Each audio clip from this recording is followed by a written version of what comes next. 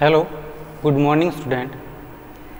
तो आज का हमारा जो एग्रोन 312 में जो टॉपिक रहेगा वह रहेगा कंपोनेंट्स ऑफ जीआईएस, यानी जियो इन्फॉर्मेटिक्स के क्या कौन कौन से अवयव होते हैं। हमारी जो लास्ट क्लास थी उसमें हमने पढ़ा था जियो इन्फॉर्मेटिक्स के बारे में, इसकी क्या मीनिंग है जियो इन्फॉर्मेटिक्स के, एंड इसका एप्लीकेशन जो यूज है वो प्रिसीजन एग्रीकल्चर में क्या है, या उसके बाद में इसके क्या बेनिफिट्स है, क्या एडवांटेज है। तो ये सब के बारे में हमने लास्ट क्लास में पढ़ा था और आज हम पढ़ेंगे कंपोनेंट्स ऑफ जियो इन्फॉर्मेटिक्स। तो आइए चलते देखते हैं कौन कौन से इसके कंपोनेंट्स होते हैं। जियो इन्फॉर्मेटिक्स यानी भू सूचना एक एकीकृत स्थानिक अनुसंधान उपकरण है। कौन सा है भी? एक स्थानिक उपकरण है, यानी सभी प्रकार की सूचनाओं के साथ उनको संग्रहित करना। जैसे इसमें मानचित्रण, रिमोट सेंसिंग है, या जीआईएस है, या जीपीएस है, या इसके अलावा अपने भूगणित जिसे जियोडेसी अपन बोलते हैं, या कंप्यूटर विज्ञान, यानी इन सब को मिलाकर एक इसकी ऐसी सीरीज है जिससे क्या अपनी सूचनाएं संग्रहण करने के लिए इसका यूज या इसका उपयोग करते हैं। इसमें देखो कौन कौन से इसके कंपोनेंट है। तो कंप्यूटर साइंस हो गया, जियोडेसी हो गया, क्रिप्टोग्राफी हो गया, या फोटोग्रामेट्री हो गया। उसके अलावा remote sensing, global positioning system, या जियोग्राफी इन्फॉर्मिक सिस्टम। इस तरीके से इसके क्या है बहुत सारे कंपोनेंट्स हैं।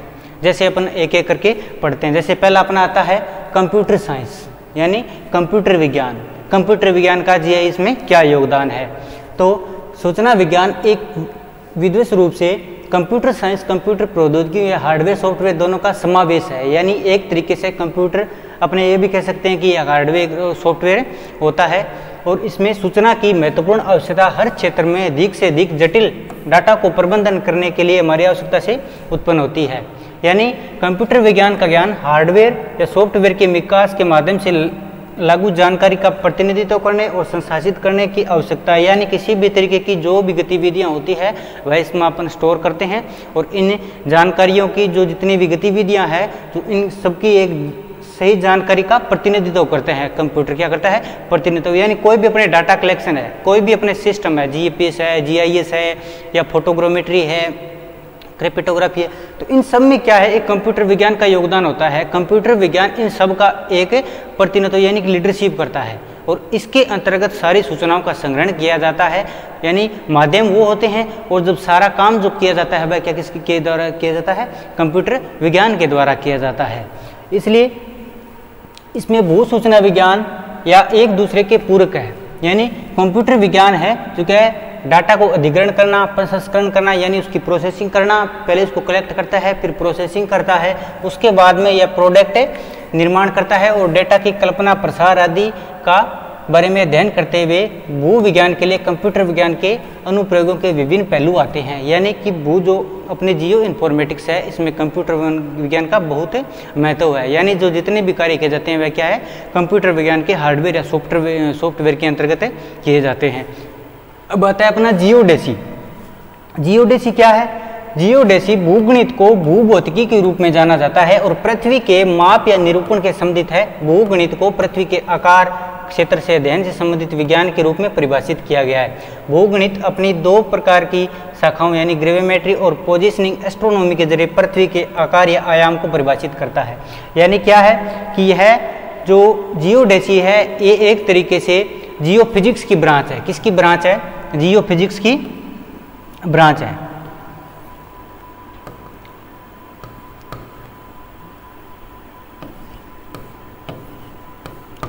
जियो फिजिक्स की एक ब्रांच है,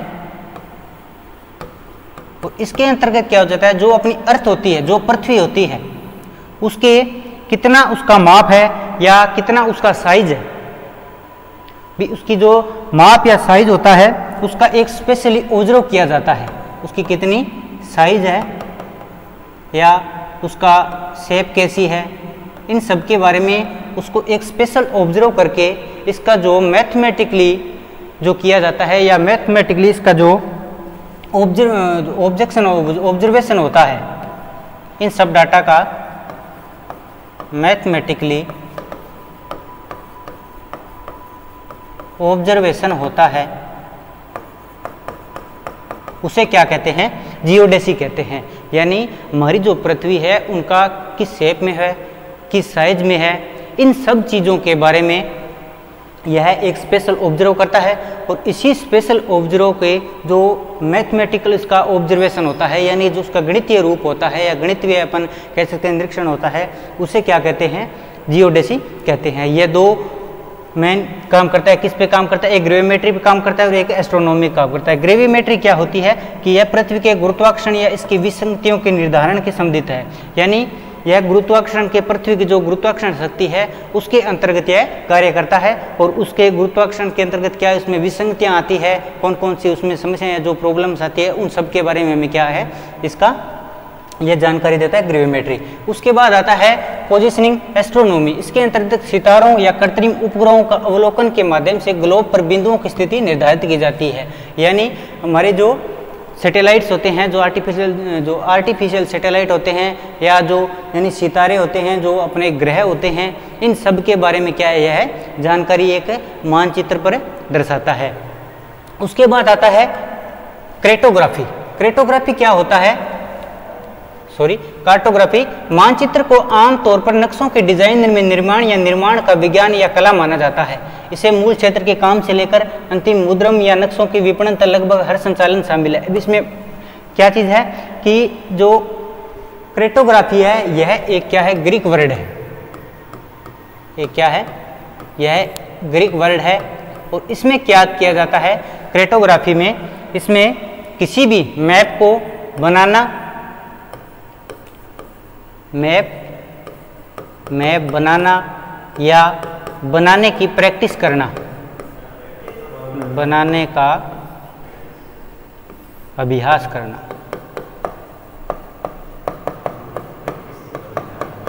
अभ्यास करना, ये सब क्या है, क्रेटोग्राफी के अंतर्गत आता है। इसमें क्या किया जाता है कि यह एक लैंड के फ्यूचर के बारे में दर्शाता है, भी हमारी जो भूमि है वो किस तरीके से है, या किस तरीके की इसमें जो सिंबल के रूप में, इसमें तीन मुख्य चीज़ें होती हैं। कौन कौन सी, इसमें किसी चीज़ को जब रिप्रेजेंट किया जाता है तो वह क्या किया जाता है, represent of object by symbol, object by symbol, यानी एक चिन्ह के द्वारा इसमें दर्शाया जाता है। उसके बाद में जो ग्राफिक होती है, ग्राफिकल प्रेजेंटेशन होता है, यानी जो जितना भी कार्य होता है इसमें एक वह मानचित्रण या अपन ऐसे कहते हैं कि चित्रण द्वारा सारा कार्य होता है, यानी ग्राफिकल रूप से दर्शाया जाता है। उसके बाद में थर्ड नंबर आता है द मीनिंग्स ऑफ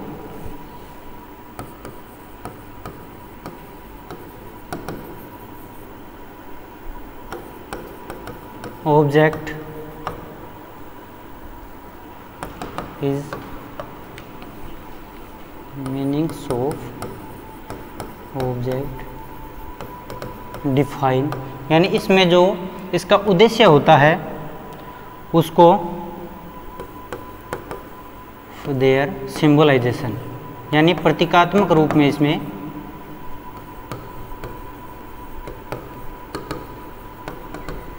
प्रतीकात्मक तौर पर इसको क्या है, दर्शाया जाता है। यानी कोई भी कार्य है उसको एक ग्राफिकल तौर पे और एक सिंबल से उसको रिप्रेजेंट किया जाता है। यही इसके तीन मुख्य आयाम होते हैं। उसके बाद में अपने आता है फोटोग्रामेट्री। फोटोग्रामेट्री एक स्थलाकृति या मानचित्रण या वास्तुकला, अभियांत्रिकी या गुणवत्ता नियंत्रण या भूविज्ञान सहित यानी विभिन्न क्षेत्रों में उपयोगी है और पुरातत्वविद में बड़ी या जटिल साइटों की योजनाओं का निर्माण करने और फोटोग्रामेट्री का उपयोग करते हैं। वैज्ञानिक इसका उपयोग उन स्थानों पर तूफानों की वास्तविक हवा की गति को निर्धारित करने के लिए या किसी भी तरीके से मौसम का डाटा प्राप्त निर्धारित करते हैं जहां मौसम का डाटा प्राप्त नहीं किया जाता है। यानी इसका जो फोटोग्रामेट्री का मेन जो यूज है वह किया जाता है GIA में।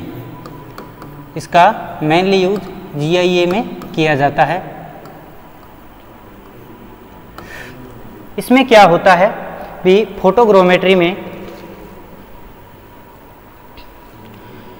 जो डाटा होता है वह दो तरीके से लिया जाता है, यानी दो तरीके से, एक लिया जाता है एरियल फोटोग्राफी के द्वारा और एक लिया जाता है टेरेस्ट्रियल फोटोग्राफी के द्वारा।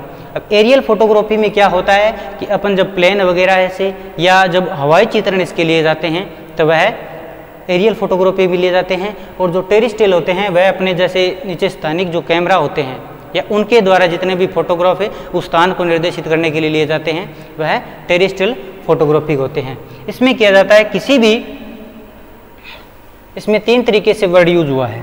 कौन कौन से? एक तो फोटो यानी लाइट, और ग्रामेट्री और इंफॉर्मेशन, यानी या अपन ऐसे कह सकते हैं फोटोग्राम मेजरमेंट,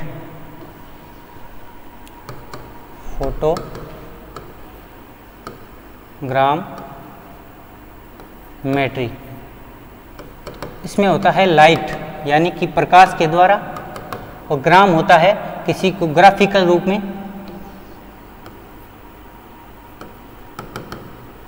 और जो मेट्री होता है उसको होता है मेजरमेंट यानी उस चीज़ को नापना।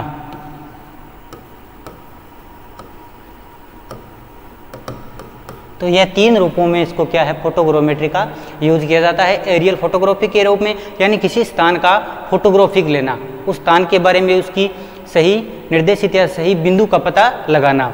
उसके बाद में आता है अपने रिमोट सेंसिंग।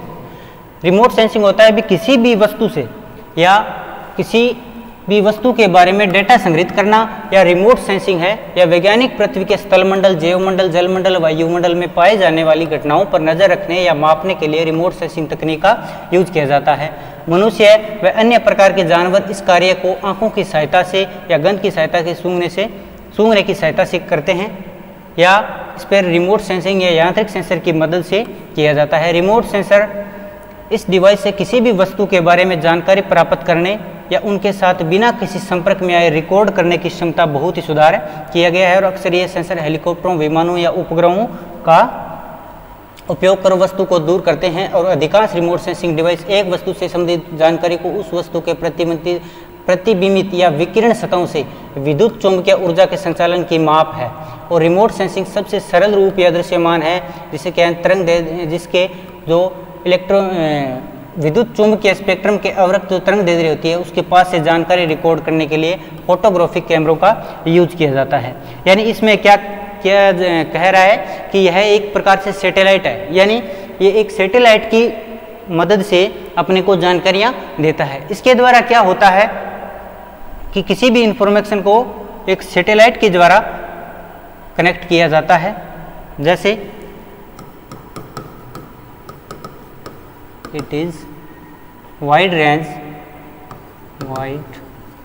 लाइट रेज, यानी जो प्रकाशीय किरणें होती हैं,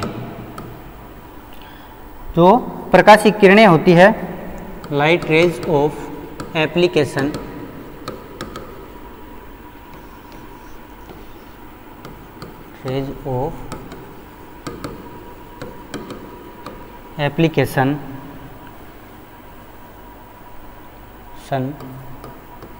जैसे फ्लड या ड्रोट,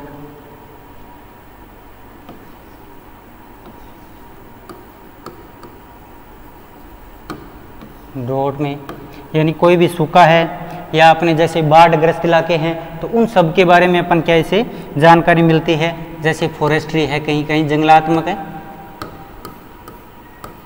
तो इन सब के बारे में क्या इसे जानकारी मिलती है। या जैसे अगर कोई पेस्ट वगैरह की जो फोरकास्टिंग है वह भी क्या इसे की जाती है।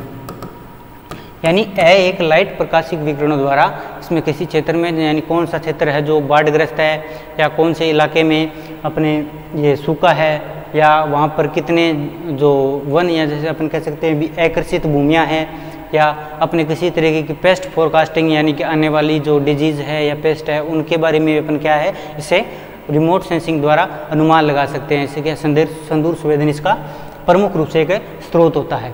इसमें क्या होता है संदूर संवेदन में, इसमें जैसे यह सन, अब सन के द्वारा जितनी भी जैसे जो लाइट रे हमें आती है वह वापस क्या है रिफ्लेक्ट होती है। कि जितनी लाइट रे आती है, उसमें कुछ है जो क्या है, इसकी जो अपनी लैंड सरफेस होती है उसके ऑब्जर्वेशन कर लिया जाता है, और जो बाकी होती है उनके क्या करता है, जो वापस रिफ्लेक्ट होती है, वो रिफ्लेक्ट होने के बाद में यहाँ पर जैसे अपने सैटेलाइट के जरिए इन किरणों को ऑब्जर्व कर लिया जाता है। क्या कर लिया जाता है, यहाँ पर इसको ऑब्जर्व कर लिया जाता है, और ऑब्जर्व करने के बाद में इनका जो डाटा होता है, इनका जो या जैसे इसे सिग्नल रिकॉर्ड द्वारा, सिग्नल वे द्वारा इन डाटाओं को जो रिसर्च जो स्टेशन होता है या जो रिमोट सेंसिंग जो स्टेशन होता है वहाँ पर इन किरणों को भेज दिया जाता है। यहाँ से जो जितने भी जो डाटा होते हैं, ये डाटा होते हैं, इन डाटाओं को कलेक्ट करके रिमोट स्टेशन में भेज दिया जाता है एक सिग्नल द्वारा, और वहाँ पर इसको अपने इसका एनालिसिस करके और हमें जो जितने भी जानकारियाँ होती है वह उपलब्ध करवाई जाती है। तो इस तरीके से रिमोट सेंसिंग क्या है, बहुत सारे इसके यूज होते हैं, जैसे ये अपने इमेजिंग में, सोनार में, सिस्मोग्राफ में, इसमें कई तरीके के इसके क्या है एप्लीकेशन या कई तरीके से इसके यूज आते हैं। उसके बाद में अपने आता है ग्लोबल पोजिशनिंग सिस्टम, यानी जीपीएस का जीआईएस में क्या योगदान है।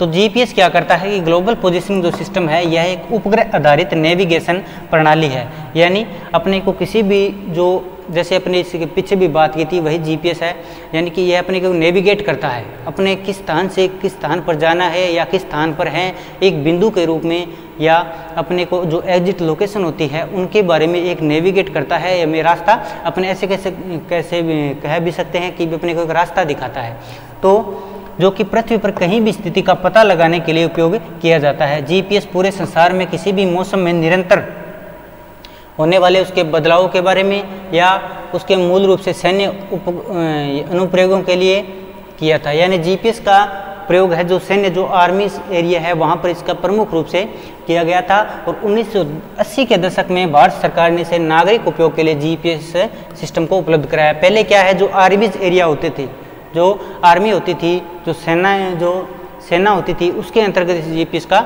यूज किया जाता था, लेकिन 1980 के बाद में भारत सरकार ने इसे क्या है हर एक आम नागरिक के लिए, सिविलाइजेशन के लिए इसको यूज में लेने का अधिकार दिया, और इसका उपयोग करने के लिए कोई भी सदस्यता शुल्क या सेटअप शुल्क नहीं होता, और जीपीएस रिसीवर वाला कोई भी व्यक्ति सिस्टम तक पहुंच सकता है, यानी किसी भी अनुप्रयोग के लिए उपयोग किया जा सकता है, जिसे स्थान निर्देशांक की आवश्यकता होती है, यानी अपन जीपीएस के द्वारा किसी स्थान से एक स्थान से दूसरे स्थान पर जा सकते हैं बिना जानकारी के। बिना जानकारी के कैसे जा सकते हैं कि हमें जैसे कहीं दूसरे स्थान पर जाना है तो अब जीपीएस के माध्यम से उसकी जो लोकेशन है उसको ट्रेस कर लिया जाता है, और हमें एक नेविगेट के द्वारा वहाँ पर अपन पहुँच सकते हैं।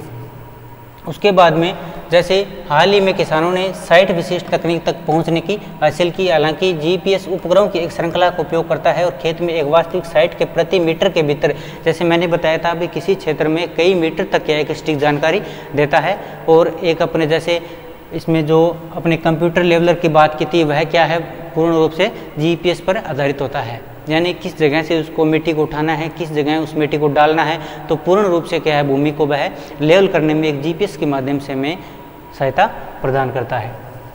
उसके बाद में उपज मानचित्रण या उर्वरक कीटनाशक हेलीकॉप्टर की परिवर्तन दर के लिए किया जाता है, और इनपुटों को स्थानिक परिवर्तनशीलता या साइट विशिष्ट अनुप्रयोगों का करने के लिए क्षेत्र में यथार्थ स्थिति का पता लगाने के लिए जीपीएस महत्वपूर्ण है। ये पूरी जो आप क्या है जीपीएस के बारे में जानकारी दी गई जिसे आप पढ़ेंगे। उसके बाद में अपने आता है जीआईएस, जियो इन्फॉर्मेशन सिस्टम। जियो इन्फॉर्मेशन सिस्टम क्या है कि भौगोलिक सूचना प्रणाली के अंतर्गत सुदूर संवेदन की भूमिका अति महत्वपूर्ण है, और समोच्च रेखा या मानचित्रण, स्थलाकृति मानचित्रण या प्रतिदिन उपयोग में आने वाले अन्य मानचित्रणों के लिए डाटा के आंकड़ों के प्रति संवेदना हवाई चित्रण के द्वारा होती है। उच्च विवेदक क्षमता वाले हवाई चित्रों का या जो इमेजनरी होती है या जो छाया चित्र होते हैं, जो उनके द्वारा अपन क्या किसी क्षेत्र की जानकारी लेते हैं, उनका यूज क्या जीआईएस में किया जाता है।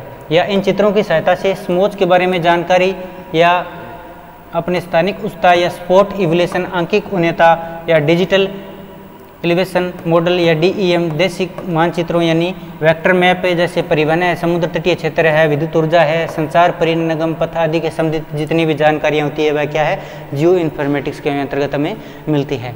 तो इस तरीके से ये हमारे थे कंपोनेंट। GPS है, GIS है, तो इन सब के बारे में हमने पढ़ा। इसके कौन कौन से कंपोनेंट थे, एक जैसे कंप्यूटर साइंस था, फोटोग्रामेट्री था, क्रिप्टोग्राफी जो कार्टोग्राफी था, या उसके बाद में जैसे फोटोग्रामेट्री में अपने दो थे, एक था एरियल फोटोग्राफी, एक था टेरेस्ट्रियल फोटोग्राफी। और उसके बाद में एक स्पेक्ट्रल डाटा भी होता है। स्पेक्ट्रल डाटा क्या होता है, उस क्षेत्र के संबंधित जितने भी डाटा होते हैं या भूमि संबंधित जितने भी आंकड़े होते हैं उनका अध्ययन क्या है, इसमें स्पेक्ट्रल डाटा में किया जाता है। तो इस तरीके से ये थे GIS के कंपोनेंट्स। अब अपने नेक्स्ट क्लास में अगले टॉपिक के बारे में चर्चा करेंगे। तब तक के लिए धन्यवाद।